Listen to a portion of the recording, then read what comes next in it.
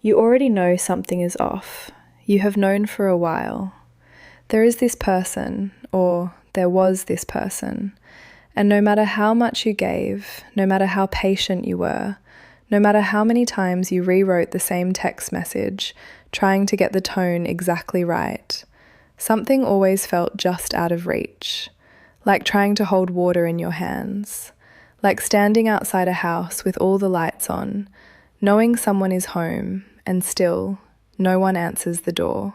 This video is not going to tell you that avoidants are broken. It is not going to tell you to leave or stay or fix anything. What it is going to do is take you inside the psychology, inside the walls, inside the emotional architecture of a person who genuinely cannot give you what you need. Not because you are not enough, but because of something that was built in them long before you ever arrived. If an avoidant told the whole truth, not the half-truth, not the deflection, not the "I just need space," it would sound like this. The first thing they would tell you is that they do feel it. They feel everything. This is the part that would shock most people because everything about how an avoidant moves through a relationship suggests the opposite. The distance, the slow replies, the way they can seem completely unbothered in moments that would crack anyone else open. It reads like indifference. It performs like indifference. But indifference is not what is happening underneath. What is happening underneath is closer to a flooding, an internal flooding that the nervous system learned very early to immediately begin draining. The emotion arrives, love, longing, fear of losing you, fear of needing you, and before it can fully register in the conscious mind, the body has already started its work. Suppression, redirection. The psychological equivalent of stuffing something into a drawer and sitting on it. They are not cold. They are people who were taught in the most formative years of their lives that warmth was unsafe, that needing someone meant becoming vulnerable to abandonment, criticism, or emotional unavailability. And so they built something, a structure, an internal architecture designed to protect them from exactly the kind of pain that intimacy promises to bring. You were not rejected because you were too much. You were kept at a distance because closeness, to them, is not primarily associated with safety. It is primarily associated with threat. And here is what they would say about you specifically. They noticed you, fully, in a way they probably never told you. The things you said that made them quietly rethink something they had believed for years. The way you laughed. The specific cadence of your concern when you asked how they were doing and actually waited for the answer. They noticed all of it. They filed it away. They thought about it when you were not around, more than they would ever be comfortable admitting. But here is where the psychology fractures into something painful. The more they noticed you, the more dangerous you became. Not dangerous in a conscious, rational sense, in a nervous system sense, in a body keeps the score sense. Because when you begin to matter to someone with an avoidant attachment, something inside them does not say, "Wonderful, here comes connection." Something inside them says, "Here comes the thing that could destroy you." The heart opens slightly, and the alarm sounds immediately. And the only way to quiet the alarm, the only method that has ever worked, is to create distance, mentally, emotionally, physically. So they pulled back, not because the feeling disappeared, because the feeling got too loud. You were not pushed away because you stopped mattering. You were pushed away because you started mattering too much. If they were being completely honest, they would also tell you about the internal narrative.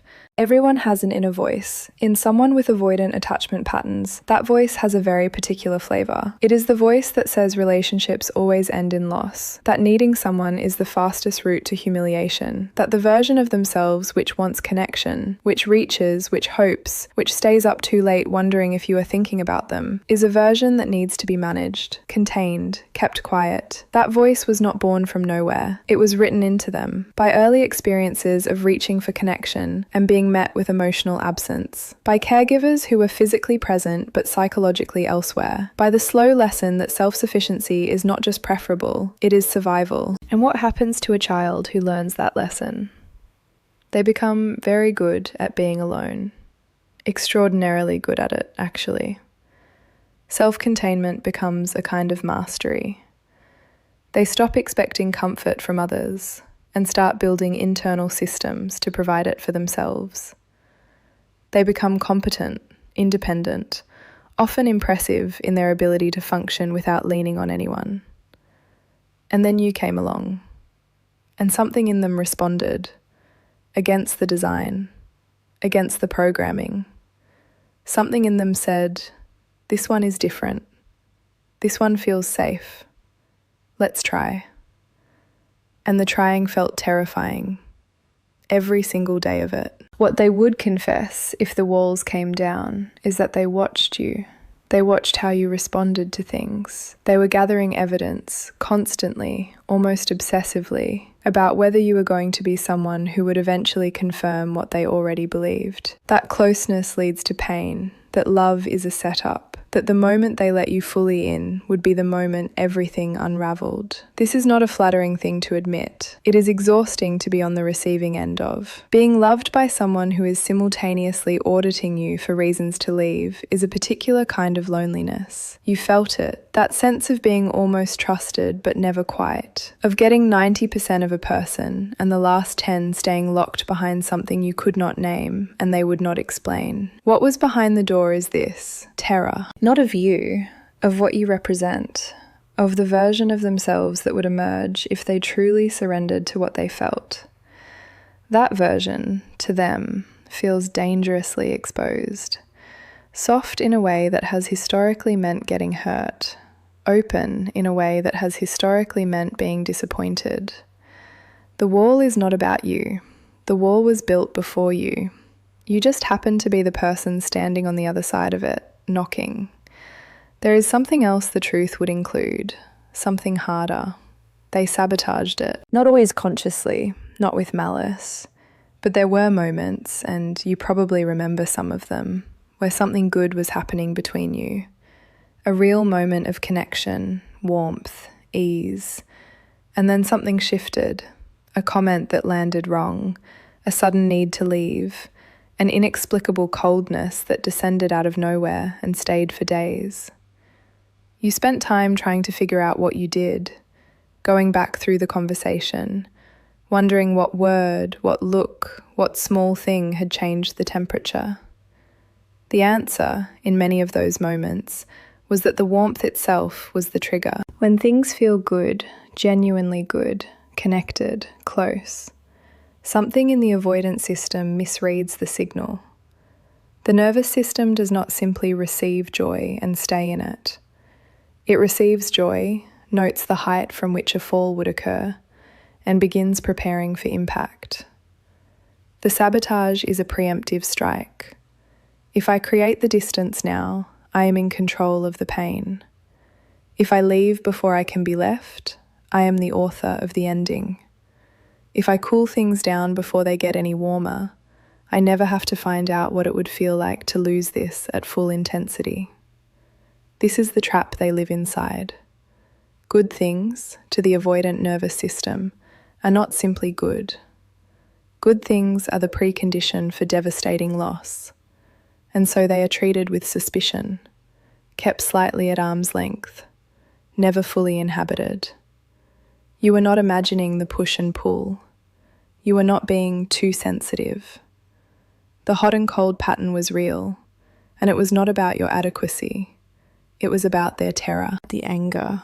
If they were telling the truth, they would have to talk about the anger, because there is anger there, and it almost never gets addressed honestly. Part of the anger is at themselves, for wanting you and not knowing how to have you without the fear swallowing the want. For watching you grow frustrated and not being able to offer what would fix it, even when they understood what was needed. For knowing, somewhere beneath the layers of self-protection, that they were not being fair to you and being completely unable to change it in real time. But part of the anger is also at you, and this is the uncomfortable part. There is a version of the avoidant experience where your love, your warmth, your pursuit, your visible need for them felt like pressure, even when it was delivered gently, even when you were doing everything right by every reasonable standard. Because the activation of the nervous system does not care whether the threat is real. It only cares that something feels activating. And closeness, at a certain intensity, activates the avoidant system into a kind of shutdown.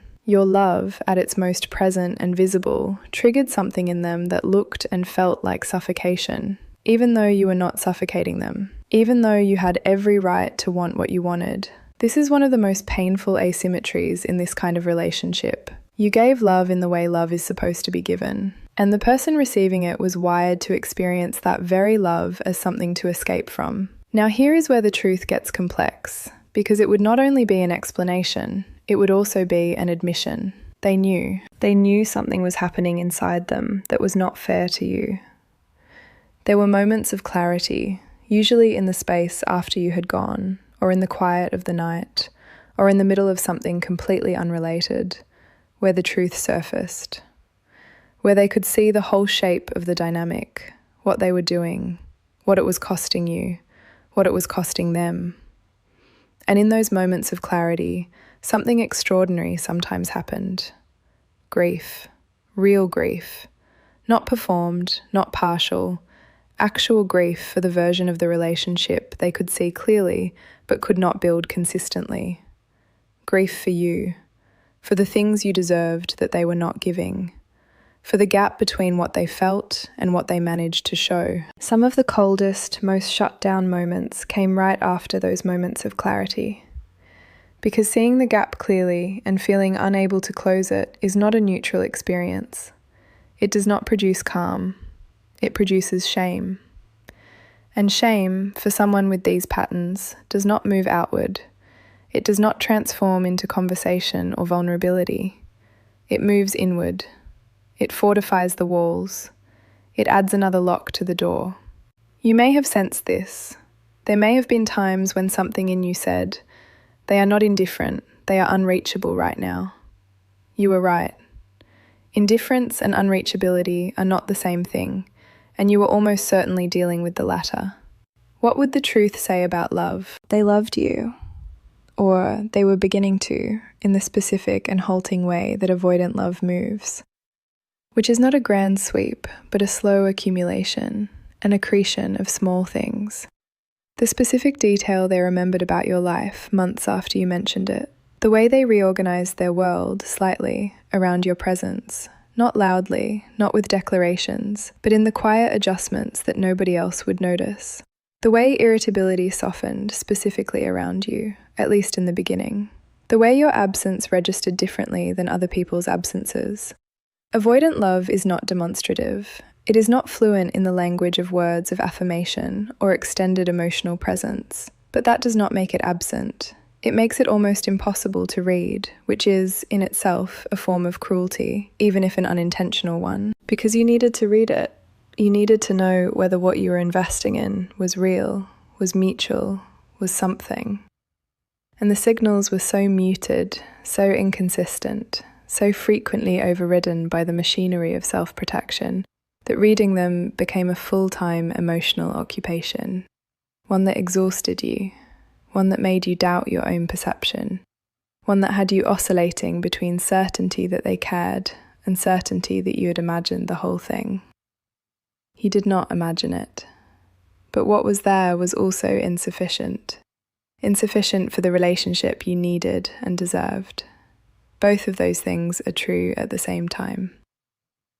Let's go deeper into the psychology of what they would say about fear, because fear is the engine of all of this, and most avoidants spend a lifetime not having that named clearly. The fear is not simply of commitment. That is the surface reading, the shorthand, the version that gets used in conversations where nuance is not welcome. The deeper fear is of dissolution, of losing the carefully constructed self that self-sufficiency built, of becoming someone who needs and then being failed and not surviving it. There is a belief living in the avoidant architecture, usually below articulation, that says, if I truly let someone in, if I give them real access to the interior, I will stop being able to function independently.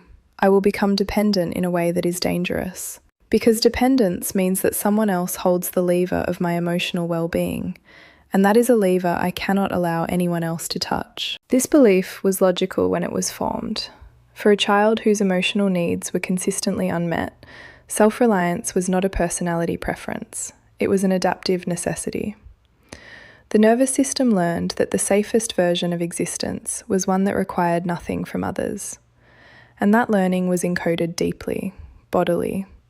It did not simply dissolve when the environment changed, when adulthood arrived, when a genuinely safe person showed up. That is the tragedy of it. The very mechanisms that protected them as children became the mechanisms that kept them from the intimacy they were, at some level, still longing for as adults. Would they tell you that they thought about what it would feel like to just let go? Yes. In the honest version of this story, yes. There were moments when the appeal of surrender was vivid, when the desire to simply stop managing the feeling, stop containing it, stop running the internal algorithm of risk assessment, when that desire became almost overwhelming. Moments when the wall felt less like protection and more like a prison. When the thing they were protecting against, connection, need, being truly known, was exactly what felt most necessary. These moments rarely translated into action, because the window between feeling the desire to open and the nervous system slamming the shutters closed again is extremely narrow.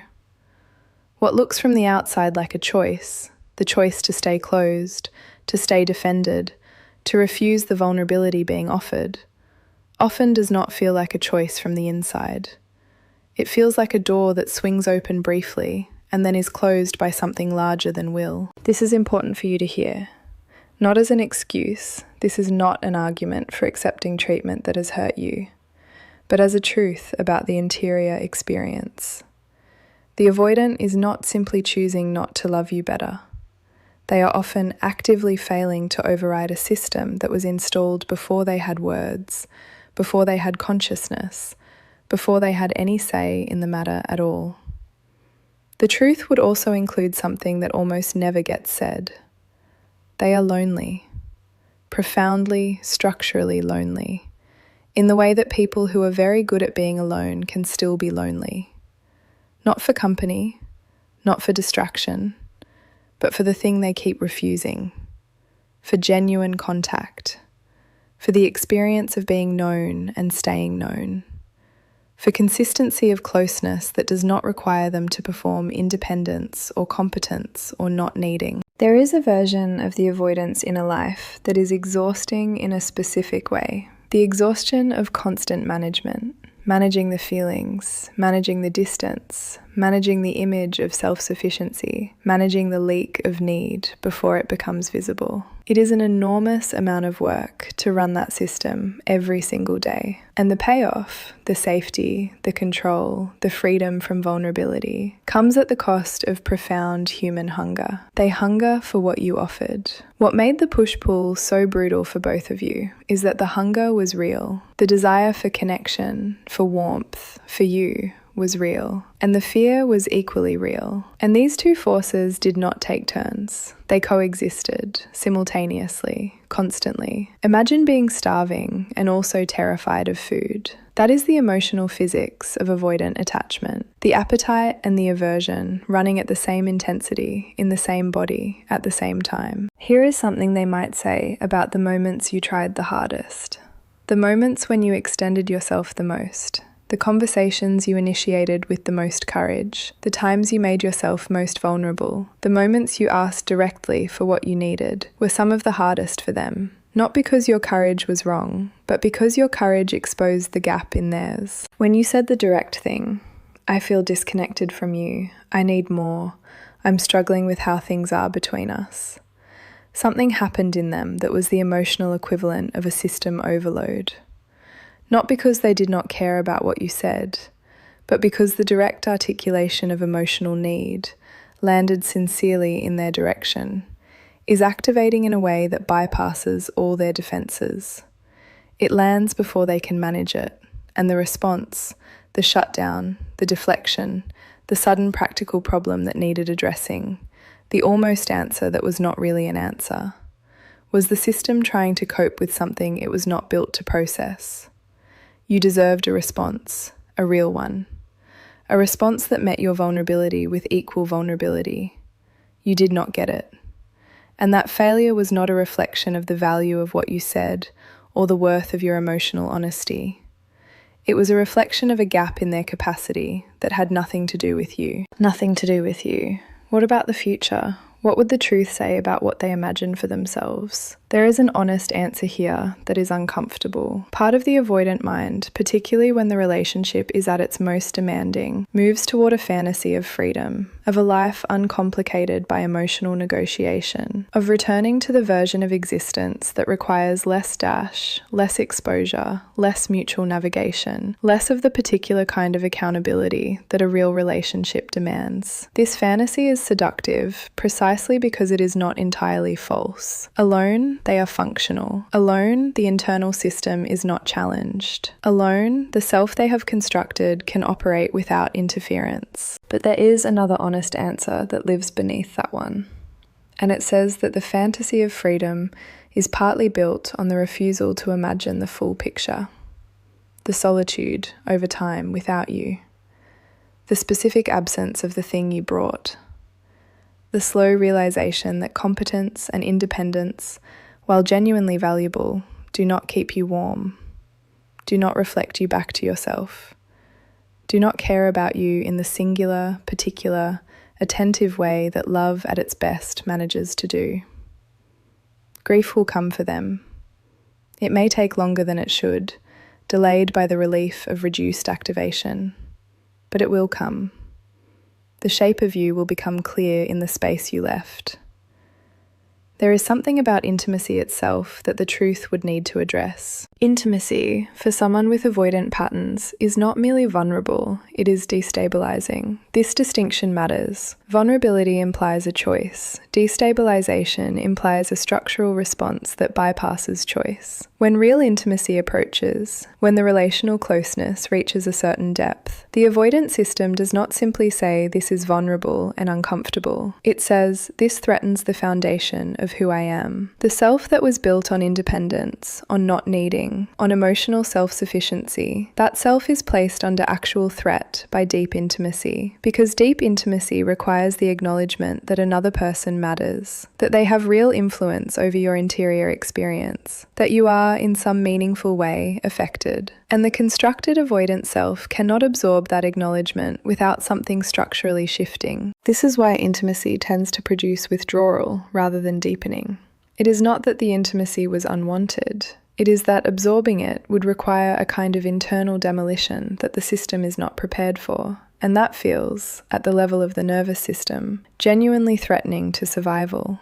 You were not too intimate. Intimacy was exactly what the relationship needed, but the person you were offering it to was holding an internal structure that closeness threatened to collapse. Here's something else now, because this part is specifically for you. The confusion you felt was not a sign of your own irrationality. It was the appropriate response to genuinely confusing behavior. When someone's actions and their apparent feelings are radically misaligned, when someone treats you with distance and yet their eyes say something entirely different, cognitive dissonance is the only logical response. Your nervous system was trying to make sense of signals that were, by design, contradictory. You were not overthinking. You were not too anxious. You were responding, as a person would, to a situation that genuinely did not add up. The experience of being loved in fragments, seen fully in one moment and disappeared on in the next, is destabilizing in its own right. It keeps the nervous system in a constant state of low-level alert, always scanning, always trying to determine the current temperature, always attempting to read whether today is a closeness day or a distance day and calibrate accordingly. That hypervigilance has a cost, and it is a cost that was imposed on you by the dynamic, not produced by your character. You are not someone who cannot tolerate uncertainty. You are someone who is placed in a situation that made uncertainty the default state. The honest truth would also include what they did when you were not around.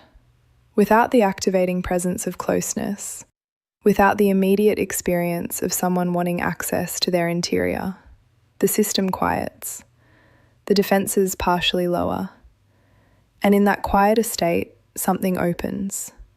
Thoughts of you that carry warmth rather than alarm.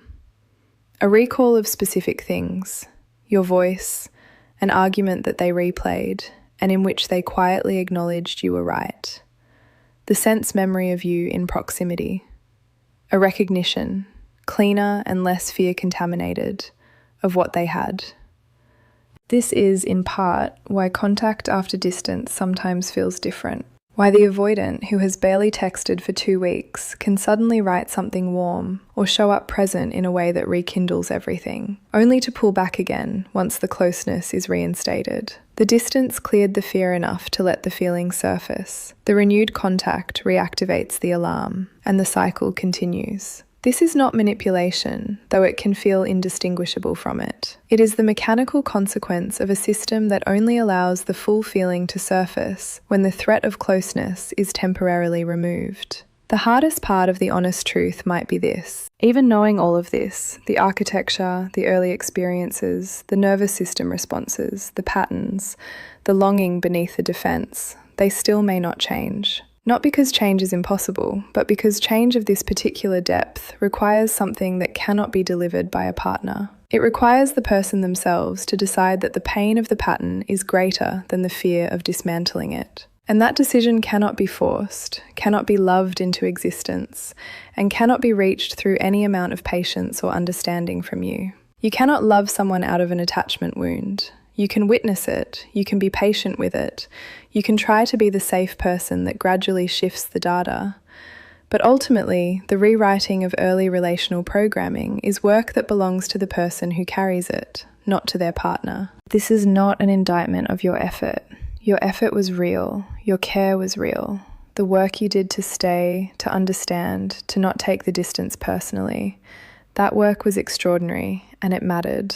But it could not do what only internal commitment to growth can do. What would they want you to know about what they found in you? They found something they recognized, not in the sense of familiarity, but in the deeper sense, the sense of meeting something that corresponds to a need. Your particular way of being present, the specific quality of your attention when you gave it fully, the way you pursued them without aggression, offered without demanding, stayed without making the staying feel like a trap. To whatever degree they were capable of recognizing a safe person, they recognized it in you, which is part of why the loss, when it became a loss, registers at a frequency that surprises them. The avoidant, who was, in the relationship, consistently managing the desire to flee, is often, outside the relationship, quietly bewildered by how much the absence registers. What they did not fully realize while they had you was that the fear they were managing was not evidence that you were wrong for them. It was evidence that you mattered. In the avoidant system, the volume of fear is almost directly proportional to the depth of the attachment. The more they feared losing you, the harder they worked to create the distance that would protect them from that very loss, and in doing so, created the loss they feared. The thing they protected themselves from and the thing they wanted were the same thing. There is something about how they experience their own pattern from the inside that you should know. It does not feel, to them, the way it looks to you. From the outside, the behaviour reads as cold, self-protective, sometimes cruel in its consistency. From the inside, it is experienced more as a persistent sense of wrongness, something slightly off, slightly unresolvable. A kind of background discomfort in intimacy that they have never been able to fully name, because naming it would require holding it still long enough to examine it, and the system was designed to keep moving. There is also a quality of hopelessness in it that rarely surfaces. A quiet, largely unconscious belief that the fundamental problem, the incapacity for sustained closeness, is not fixable. That this is simply the shape of their interior, not a pattern to be worked with, but a fact to be lived with. This belief is not accurate, but it is felt as accurate. And felt as accurate shapes behaviour with the same force as actually accurate, regardless of the distinction. They may not know that what they experience as personal nature is actually adaptive behaviour, that the self who cannot stay open is not the truest self, it is the surviving self. The self that was built in response to specific conditions that no longer fully apply. The truth would say this too, quietly, perhaps at the end. They did not want to hurt you. This matters, and it is real. Whatever the hurt that arrived, and some real hurt did arrive, the kind that leaves marks, it was not sent from a place of wanting to cause pain. The pain was a byproduct, a consequence, the exhaust from a machine running a program that was never intended for this context. The person who pulled away was not pulling away from you, specifically, as a statement about your worth. They were pulling towards safety, a safety that, for them, has always lived on the far side of distance. You were not the target of the withdrawal. You were simply in its path. This does not mean you should accept it. It does not mean the hurt does not count. Hurt counts regardless of the intention that produced it. The impact of a thing and the intent behind it are both true and both real, and acknowledging the intent does not neutralize the impact. But knowing it might change the texture of it, might let you set down the version of the story where you were found insufficient. Because that story is not accurate. You were not found insufficient. You were encountered by someone whose capacity for what you deserved had a ceiling. And that ceiling was not built by you, and it was not about you, and it was not your ceiling to raise. And if there is anything left to say, anything that the truth, in its most honest and stripped form, would offer at the very end, it would be this. You deserved more consistency than you received, more presence, more of the interior that was kept carefully behind the structure. You deserved the version of them that surfaced in their best moments, warm, perceptive, quietly devoted, to be the version that showed up reliably rather than intermittently. You deserved not to have to earn closeness repeatedly, not to have to wonder where you stood on any given day, not to have to build your emotional security out of the fragments of attention that passed through the defences. The longing you feel, or felt, was not evidence of weakness. It was evidence of knowing what a real relationship contains. You were not longing for something impossible. You were longing for something entirely reasonable that happened to be unavailable in this particular configuration. The grief of that is real. Let it be real. Because on the other side of grief that is allowed to fully move through, not managed, not suppressed, not redirected into trying to fix the situation or fix the person, is clarity. And clarity eventually becomes direction. And direction becomes a life that does not require you to translate silence, endure the pull of half presence, or build your sense of worth on the fluctuating temperature of someone else's fear. You are never the problem to be solved. You are the person waiting to be fully met. And that, the full meeting, is still possible. Just not necessarily here. Just not necessarily with the architecture that was built before you ever arrived.